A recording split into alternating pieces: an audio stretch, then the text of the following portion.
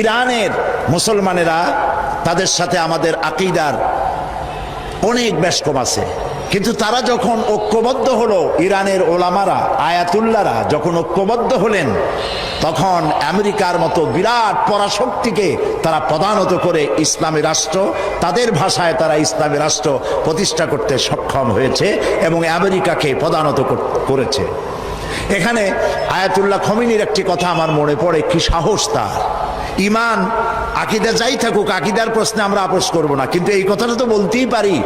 যখন আমেরিকা তাকে বলেছিল যে আমার দূতাবাস থেকে যে 56 জনকে গ্রেফতার করা হয়েছে আমেরিকান, এদেরকে ছেড়ে দাও, তা না হলে তোমার খাদ্য রসদ আমেরিকা থেকে যত সাহায্য যায় সব বন্ধ করে দেওয়া হবে।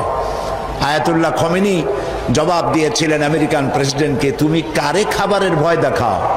যেই জাতির বছরে 1 মাস না খাইয়া থাকা ফরজ, সেই জাতি তোমার খাবারের অপেক্ষা করবে? তোমার মতো কাফেরদের খাবারের কোনো পরোয়া আমরা করি না। মুসলমানেরা যখন ঐক্যবদ্ধ হয়েছিলেন, আল্লাহ তাদেরকে বিজয় দান করেছিলেন। সেখানে ঐক্যবদ্ধ হওয়ার জন্য আসুন তাওহীদের উপর ঐক্যবদ্ধ হই, খাতমে নবুয়তের আকীদার উপর ঐক্যবদ্ধ হই, শিরক এবং বেদাতের বিরুদ্ধে কথা বলি, একই সুরে বলি, একসাথে বলি, জীবনকে বাজি রেখে বলি। আল্লাহ তাআলা তৌফিক আমাদেরকে দান করুন। হাদা মা ইনদি ওয়াল ইলমু ইনদাল্লাহ আলাইহি তাওয়াক্কালতু ইলাইহি উনীব।